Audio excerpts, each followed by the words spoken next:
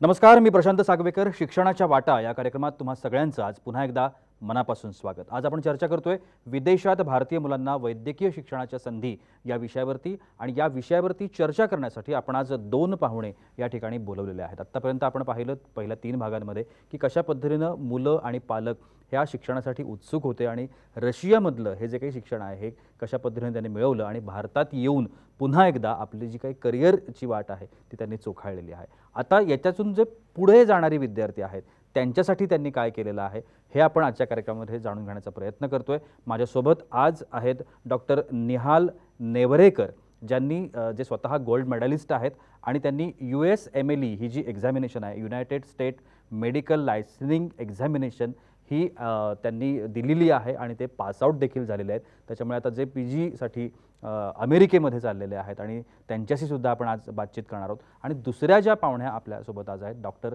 पद्मजा कुलकर्णी. आता पद्मजा कुलकर्णी यांना आम्ही आज डॉक्टर म्हणून आमंत्रित केलेलं नाही आहे, तर आम्ही त्यांना पालक म्हणून आमंत्रित केलेलं आहे. कारण त्यांची जी दोन्ही मुलं आहेत, डॉक्टर तन्मय आणि डॉक्टर तरंग, हे दोन्ही याच युनिव्हर्सिटीमधून पासआउट झालेले आहेत आणि खूप छान पद्धतीनं ते आत्ता सुपर स्पेशालिस्ट म्हणून काम करत आहेत. या दोघांशी आपण आज बातचीत करणार आहोत. सुरुवातीला माझा प्रश्न आहे डॉक्टर नेहाल तुमच्यासाठी. वैद्यकीय प्रवेशासाठी खूपच स्पर्धा आहे आणि या अशा वेळी भारतामध्ये जे अन्य कुठे कुठे म्हणजे भारताशिवाय असं आपल्याला म्हणायला लागेल, अन्य जे देश आहेत त्याच्यामध्ये कुठे कुठे ही वैद्यकीय प्रवेशाची जी संधी आहे ती आपल्या भारतातल्या विद्यार्थ्यांना मिळू शकते.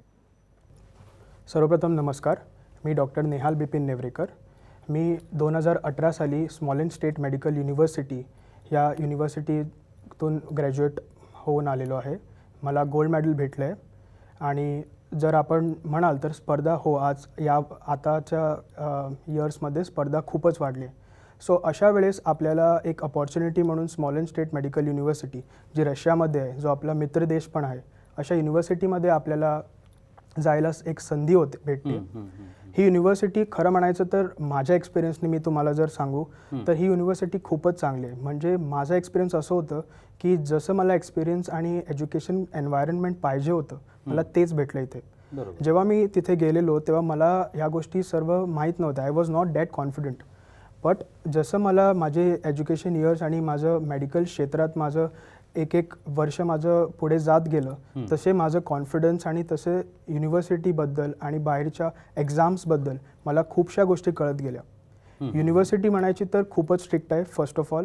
So you have to be like very prepared. आणि तुम्ही मेडिकल एज्युकेशन घ्यायला चाललात, सो याच हेतूने आणि याच दृष्टिकोनातून तुम्ही गेलं पाहिजेत. सो मी तुम्हाला जसं सांगणार की ही युनिव्हर्सिटीमध्ये ही युनिव्हर्सिटी खरं म्हणायचं तर 100 वर्ष पूर्ण झालेली आहेत.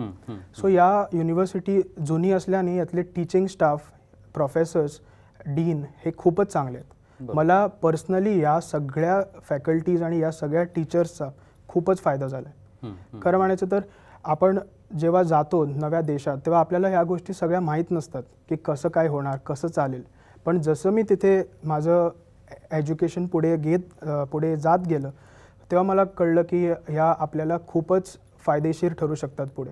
सो जसं माझं एज्युकेशन हे झालं, मला जसं एक्सपोजर भेटलं, कॉन्फिडन्स डेव्हलप झालं, त्यानंतर मी असा विचार केला की मला इंडियात PG सोडून मला देशाबाहेर अमेरिकेमध्ये PGची एक्झाम द्यायची आणि तिथे मला PG एज्युकेशन आणि प्रॅक्टिसिंगसाठी जायचं आहे. सो त्याच्यानंतर लास्ट इयर 2019मध्ये मी USMLE ही एक्झाम क्रॅक केली. खरं म्हणायचं तर ही एक्झाम खूपच कठीण असते आणि विश्वाच्या पातळीवर एक एक्झाम असते. आणि ही एक्झाम मी मन मोकळ्याने आणि खूप कॉन्फिडंटली पास करू शकलो बिकॉज माझे जे बेसिक्स होते, माझे जे टीचर्स होते आणि या सगळ्यांनी मला सपोर्ट भेटलेला. त्या कॉन्फिडन्स आणि त्या सगळ्या मेहनतीने मी ही एक्झाम लास्ट इयर पास करू शकलो. नक्की. स्मॉलेंड स्टेट मेडिकल युनिव्हर्सिटीबद्दल आत्ता डॉक्टर नेहाल आपल्याला सांगत होते आणि याच युनिव्हर्सिटीचे जे कुलगुरू आहेत डॉक्टर RS काझलोव, त्यांनी सुद्धा आपल्याकडे प्रतिक्रिया नोंदवलेली आहे की कशा पद्धतीनं हे सगळं शिक्षण असतं आणि कशा पद्धतीनं भारतीय विद्यार्थ्यांना सुद्धा याचा सगळ्याचा फायदा होऊ शकतो. बघूया डॉक्टर काझलोव यांचं काय म्हणणं आहे. Esteemed ladies and gentlemen, Smolensk State Medical University, which is celebrating this year 100th anniversary from its foundation, is very proud to welcome you to our campus. We have a long-term tradition of educating of foreign students. Since 2002, we have exclusive rights of recruiting students given to Cosmos Education Consultant, director of which Dr. Iron Alok. We are very glad that around 1,500 Indian students are currently studying in our university.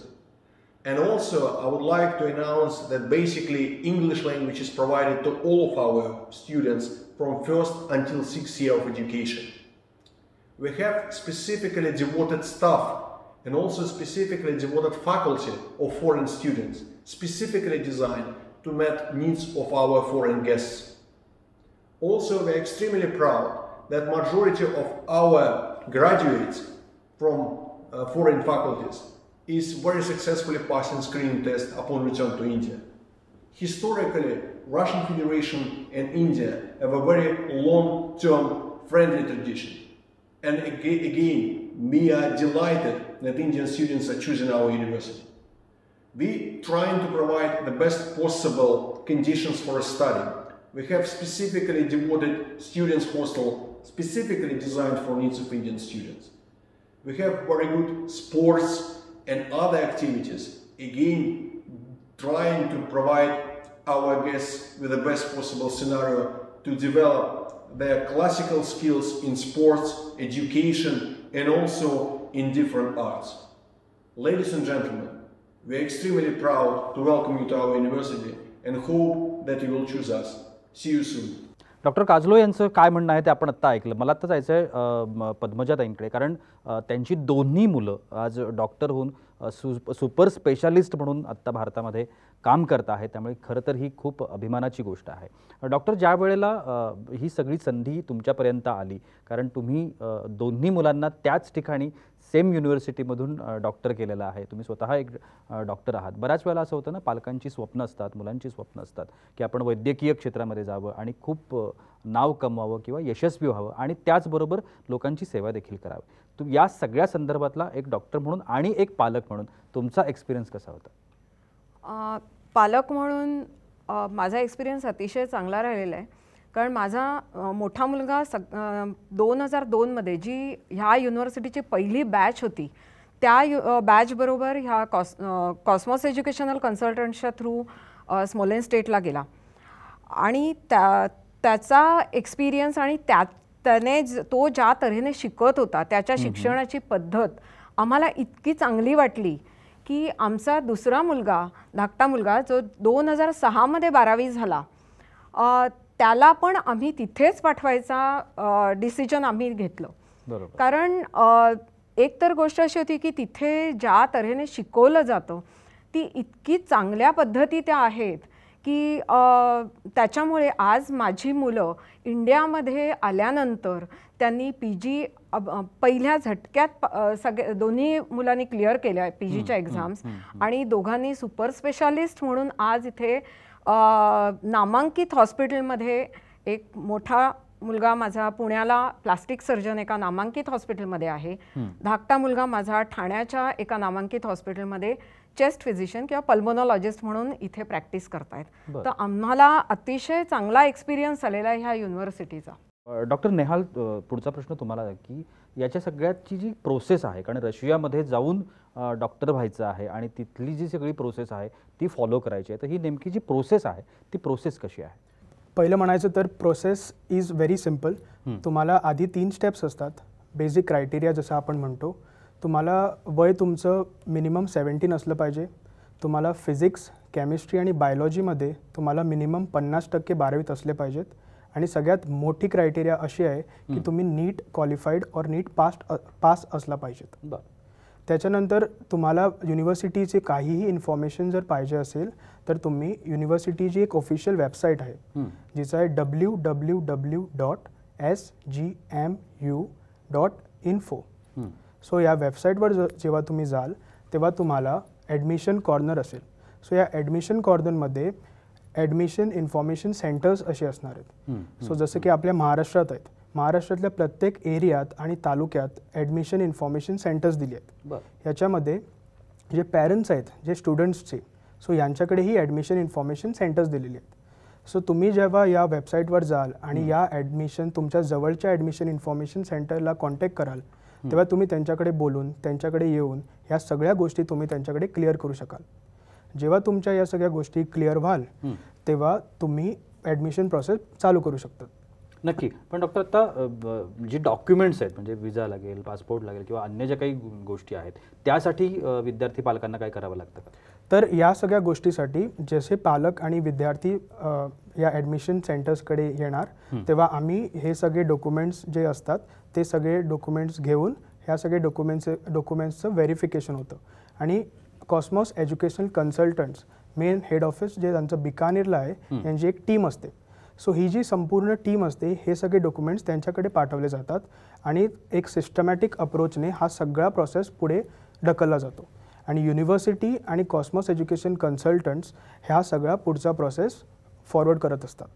निश्चितपणानं Cosmos education consultant ही खूप महत्त्वाची भूमिका या सगळ्या प्रोसेसमध्ये बजावत असते, जे विद्यार्थ्यांसाठी पालकांसाठी खूप महत्त्वाची गोष्ट असते. डॉक्टर आलोक एरॉन जे या कॉस्मॉस एज्युकेशनलचे मुख्य आहेत, डिरेक्टर आहेत, त्यांच्याशी आम्ही बातचीत केली आहे. त्यांची प्रतिक्रिया मला तुम्हाला दाखवायचीच आहे, पण तुर्तास वेळ होते एका छोट्याशा विश्रांतीची. कुठेही जाऊ नका, पाहत राहा शिक्षणाच्या वाटा.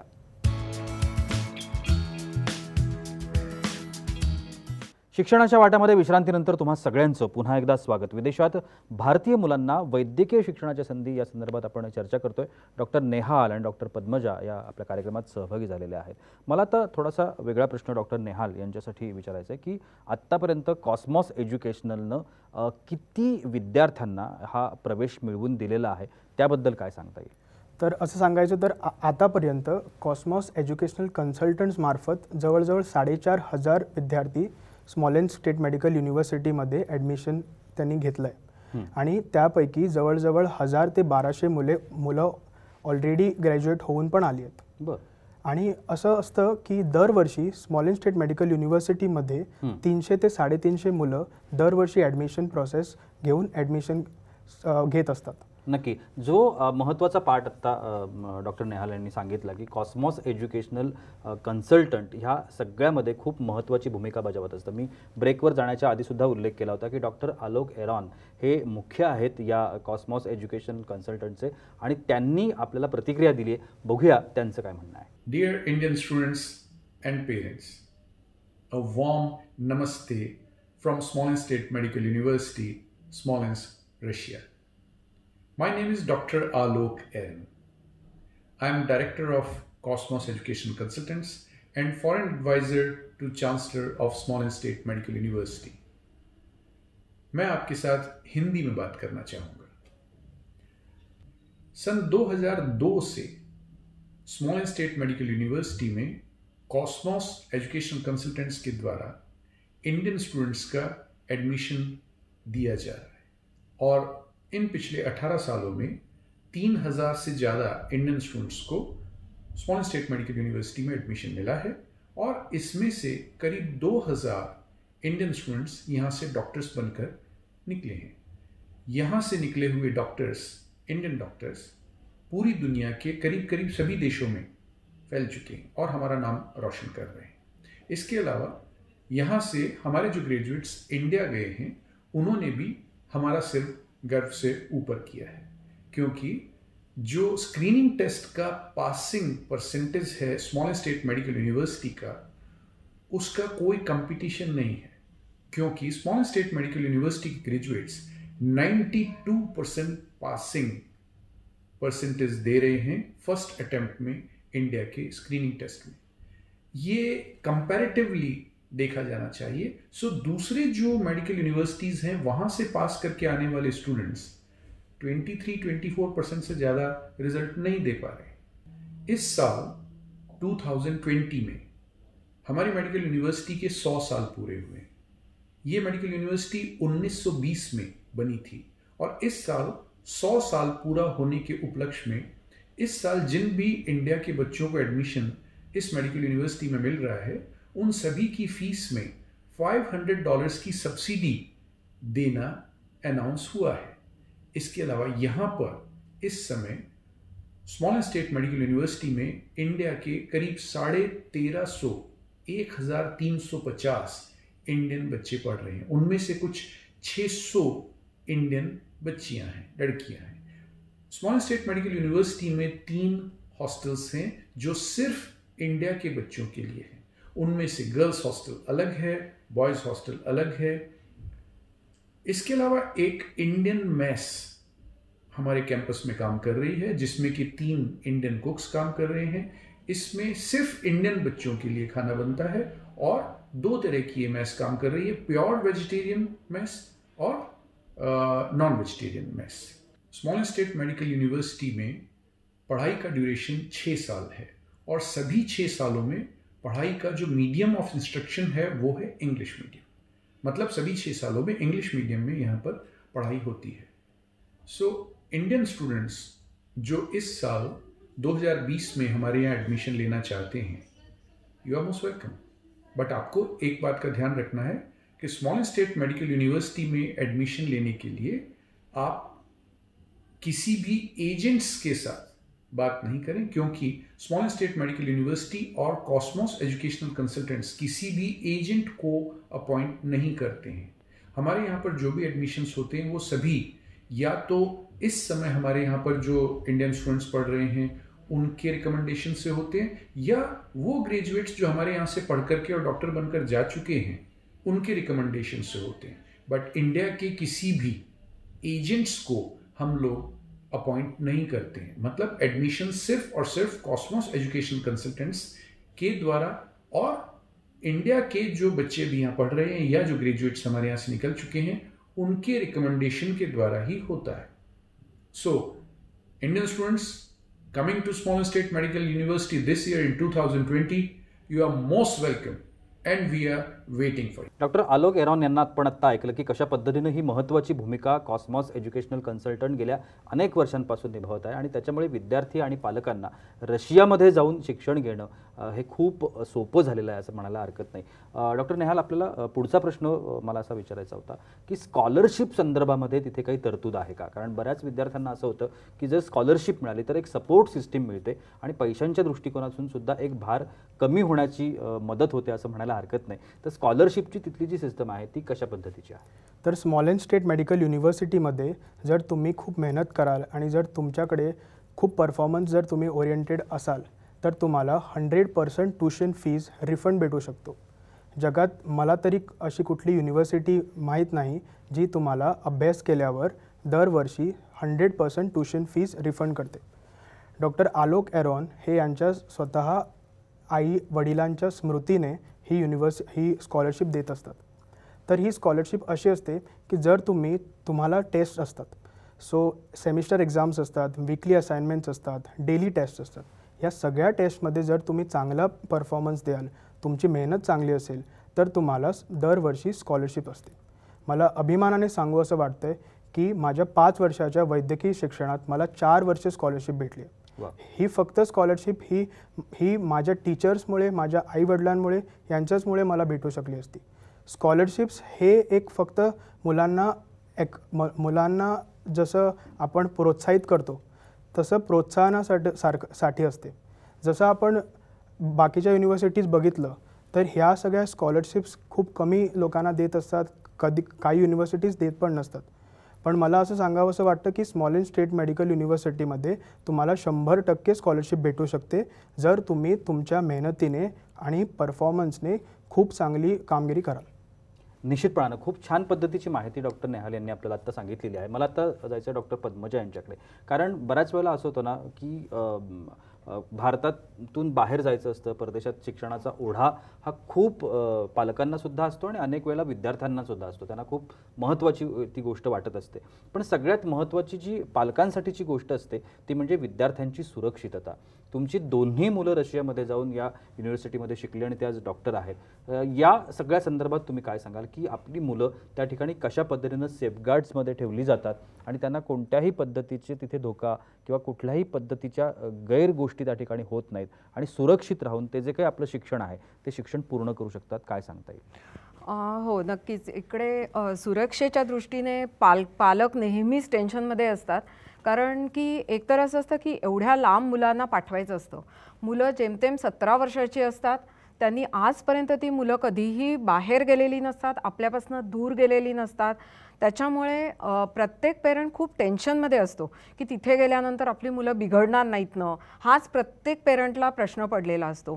त्याच्यानंतर तिथे सिनियर्स जे आहेत ते हेल्प करतात, तिथे मॉनिटर्स ठेवलेले आहेत मुलांना हेल्प करायला, ते मुलांना हेल्प करतातच. नक्कीच. पण कसं होतं की पहिल्यांदाच एवढ्या लांब आईवडिलांपासून जाणार असतात. मुलांना असं वाटत असतं आपण फॉरेन कंट्रीला चाललोय म्हणजे आपण काहीतरी ग्रेट आहोत. तसं नसतं. मुलांनी थोडीशी जबाबदारी त्यांनी स्वतः पण घ्यायची असते. नक्कीच. तर त्याच्यामुळे मी पेरेंट्सना एवढंच एक सांगेन की जेव्हा तुम्ही स्टुडंट्स आपल्या मुलांना जेव्हा पाठवता त्यावेळेला त्यांना ह्या गोष्टीची तुम्ही पूर्ण कल्पना द्या की तुम्ही जरी फॉरेनला चालला असलात पण तिथे तुम्हाला शिक्षणासाठी मुख्य म्हणजे आम्ही पाठवतोय, आम्ही तुम्हाला फिरायला फॉरेन टूर करायला पाठवत नाहीये. नक्कीच. आणि तशा पद्धतीची काळजी जी आहे ती पालकांनी आणि पर्टिक्युलरली विद्यार्थ्यांनी सुद्धा निश्चितपणाने घेतली पाहिजे. खूप महत्त्वाची माहिती आपल्याला या कार्यक्रमाच्या निमित्तानं मिळाली. गेले 4 भाग आपण या सगळ्या संदर्भात स्मॉलेन्सचं जे काम आहे, स्मॉलेन्स स्टेट मेडिकल युनिव्हर्सिटी जी आहे ती कशा पद्धतीनं काम करते किंवा कॉस्मॉस एज्युकेशनल कन्सल्टंट हे कशा पद्धतीनं या सगळ्यामध्ये दुवा आहेत आणि या सगळ्याचा जो फायदा आहे तो भारतातल्या विद्यार्थ्यांना आणि पालकांना कशा पद्धतीनं होतो हे जाणून घेण्याचा आपण प्रयत्न केलेला आहे. मला असं वाटतं की निश्चितपणानं ही माहिती तुमच्यापर्यंत पोहोचली असेल आणि त्याचा फायदा देखील तुम्हाला होईल. भविष्यात अशा पद्धतीनं जर कोणी शिक्षण आपल्या प्रेक्षकांपैकी घेणार असेल तर त्यांना आमच्याकडून खूप साऱ्या शुभेच्छा. तुम्ही दोघंही आज या कार्यक्रमात सहभागी झालात आणि एवढी छान माहिती दिलीत त्यासाठी अगदी मनापासून आभार. आणि याबरोबरच वेळ होते इथे सामन्याची. कुठेही जाऊ नका, पाहत रहा साम टीव्ही.